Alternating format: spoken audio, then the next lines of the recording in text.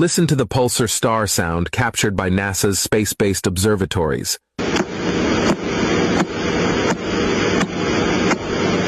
What does it sound like? Isn't it just like knocking on a door?